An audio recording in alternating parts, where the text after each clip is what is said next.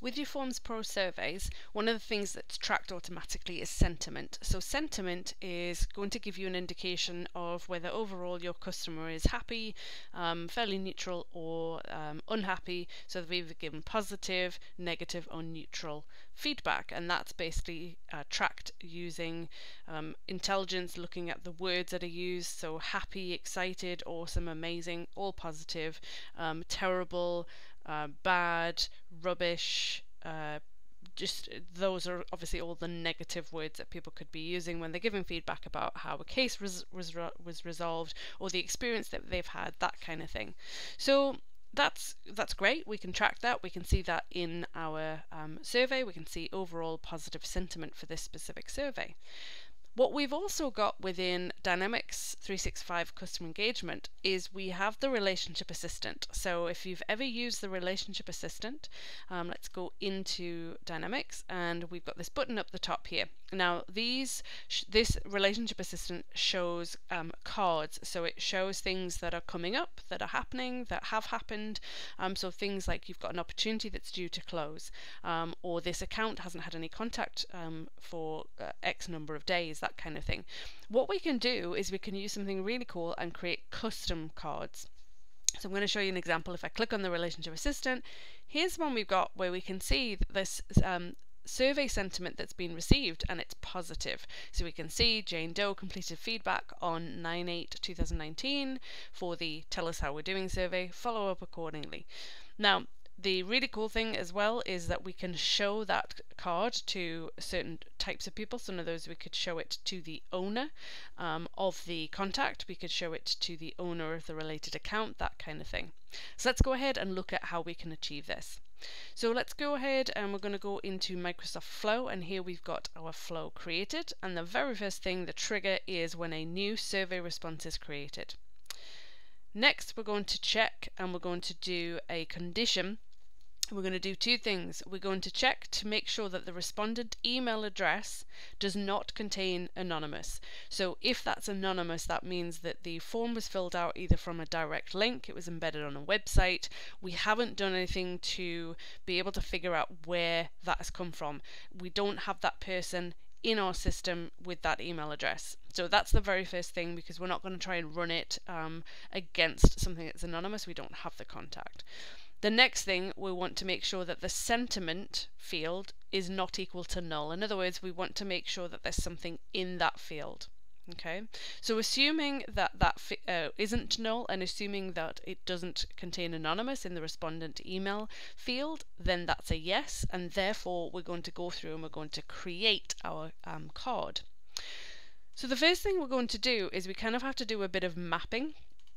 And we're going to go ahead and use an expression. If I hover my mouse, you should see here a little bit easier. So we're basically saying if the sentiment value, you can see there it's a string of numbers there, it should be the same in your system as well. So if the number is 6473900002, that's negative, and we're going to use an emoji and we're going to do a thumbs down, negative. If it equals 6473900001, that's neutral, and if it's not, then it must be positive because there's only three options. So we're going to do a thumbs up and we're going to do positive. So we're mapping the sentiments first of all. Then what we're doing is, because I want to actually display the survey name within the text on the card, I need to go ahead and do a get record step, and we're going to get the Forms Pro survey using the survey ID value from the initial trigger step that happened when that survey response was created. Now what I want to do is, rather than showing the long string, the date and time stamp that is displayed, I want to actually format that. So we're going to show the date and time in a different way. So we're just going to use the convert time format to take the date created on the survey response and put it into whatever format you want it to be in. Now what we're going to do is, the survey response is actually an activity, and we're going to use the list activity parties to get our person, so the contact that filled this out. So we're going to do entity name is activity parties.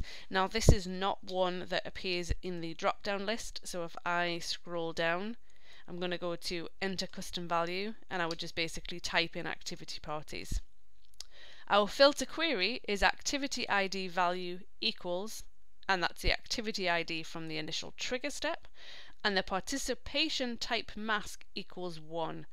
So this is basically saying we don't want the person that sent it in terms of when that invite was sent out. We want the person that's basically filled out that survey response, and that's going to be number 1.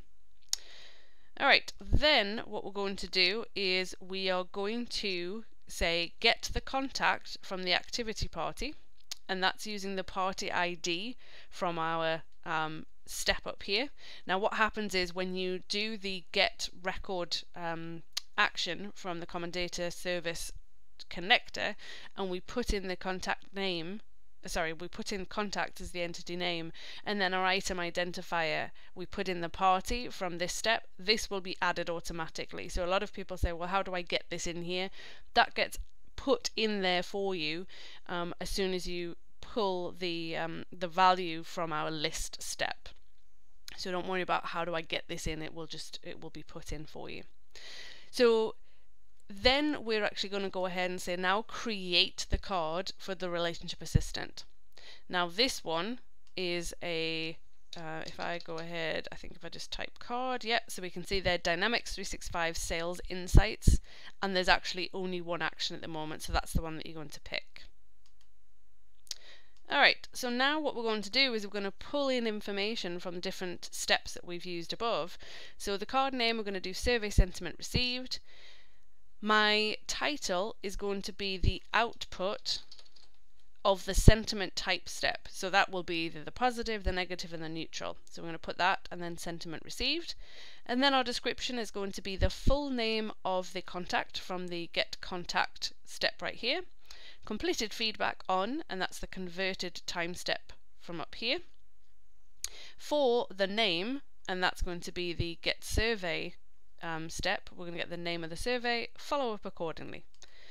The action is what do we want to happen when someone actually clicks on that card, and we want to open that specific entity, and the entity we're going to open is going to be the survey responses. So the action input here and the action input entity type, those things tie in together.